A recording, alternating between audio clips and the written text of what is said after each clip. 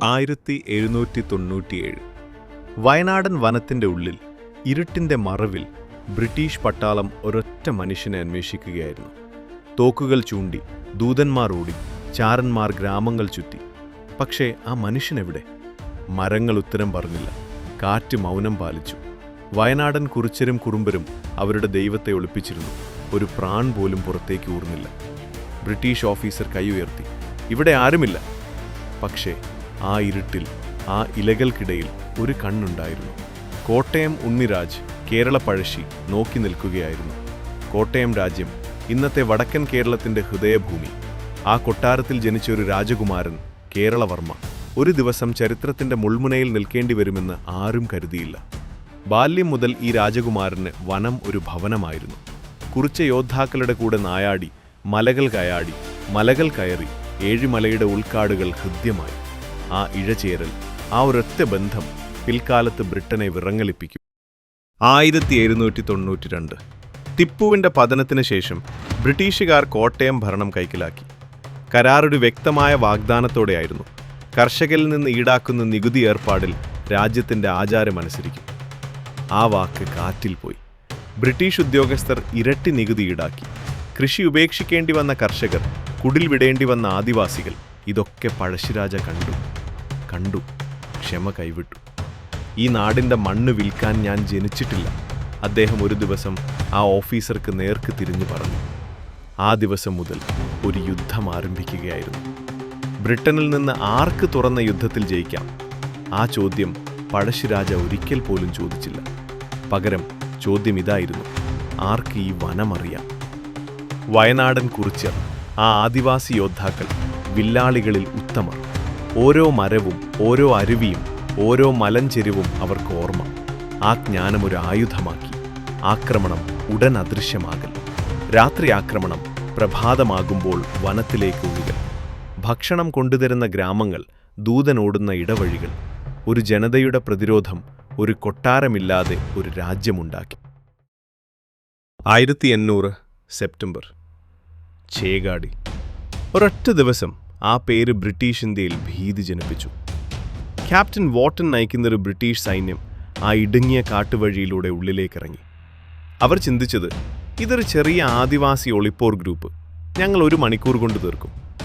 ആ 1 മണിക്കൂർ ഒരിക്കൽ ഒതുക്കില്ലായിരുന്നു. 3 വശങ്ങളിൽ നിന്ന് അമ്പ് മഴ, ഉരുണ്ടുകൊണ്ടിറങ്ങുന്ന കരിങ്കൽ മലകൾ. ക്യാപ്റ്റൻ അടക്കം ഒട്ടേറെ ബ്രിട്ടീഷ് ഉദ്യോഗസ്ഥർ കൊല്ലപ്പെട്ടു. ബ്രിട്ടീഷ് ഇന്ത്യ ഞെട്ടി. ഇതാദ്യമായി ഒരു ദേശീയ രാജ്യം ഈ ശക്തിക്ക് മുഖം കൊടുത്തിരുന്നു. ചേകാടി യുദ്ധം ഒരു ജ്വലനമായിരുന്നു. ഇന്ത്യ ജയിക്കാം എന്ന് ഈ മണ്ണ് ഉറക്കെ വിളിച്ചു പറഞ്ഞ ദിവസം. ഒരു രാജാവ് ഒറ്റയ്ക്ക് യുദ്ധം ജയിക്കുന്നില്ല. പഴശ്ശിരാജയ്ക്കൊരു വലം കൈയുണ്ടായിരുന്നു, എടച്ചേന കുങ്കൻ. കുറിച്യ ഗോത്രത്തിൽ നിന്നുള്ള ഈ യോദ്ധാവ് ആ കാടിന്റെ ആത്മാവായിരുന്നു. ഒരു ദൂതനൊരിക്കൽ ചോദിച്ചു, കുങ്കൻ എവിടെ? ഗ്രാമക്കാർ ചിരിച്ചു. കുങ്കൻ കാടിന്റെ ഒരു ഭാഗം. ആ ചിരി ഒരു ഉത്തരമായിരുന്നു. പഴശ്ശിരാജ ആക്രമണം ആസൂത്രണം ചെയ്തു. കുങ്കൻ നടപ്പാക്കി. ഇരുവരും ഒരൊറ്റ ഹൃദയം.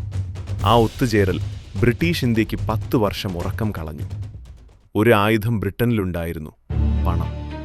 10 വർഷത്തെ പരാജയത്തിന് ശേഷം ബ്രിട്ടൻ തോക്കിന് പകരം സ്വർണമിറക്കി.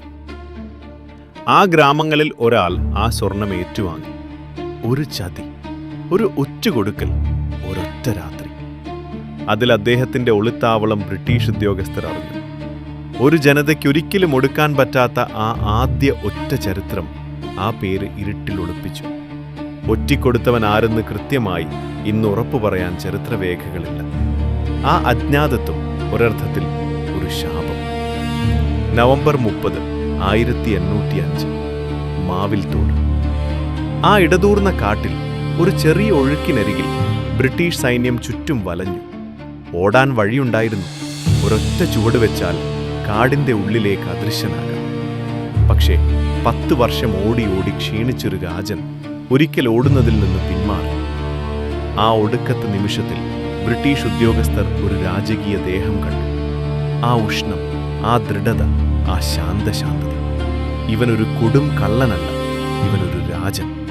ഒരു ബ്രിട്ടീഷ് ഉദ്യോഗസ്ഥൻ ഡയറിയിൽ കുറിച്ചു. കേരളവർമ്മ പഴശ്ശിരാജ് ആ ഒടുവിലത്തെ ശ്വാസത്തിൽ ഒരൊറ്റ ദൃഷ്ടി ആ കാടിലേക്ക് തൂകി. ഒരു നൂറ്റാണ്ടിൻ്റെ ചരിത്രം ആ നോട്ടത്തിലൊതുങ്ങി.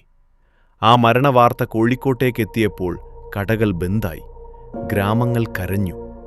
ആദിവാസി ഗോത്രങ്ങൾ 3 ദിവസം ഉറക്കെ കരഞ്ഞ് ശോകമനുഷ്ഠിച്ചു. ഒരു ബ്രിട്ടൻ മനസ്സിലാക്കി, ഈ മനുഷ്യൻ ഒരു ശക്തനല്ല, ഒരു ദൈവമായിരുന്നു.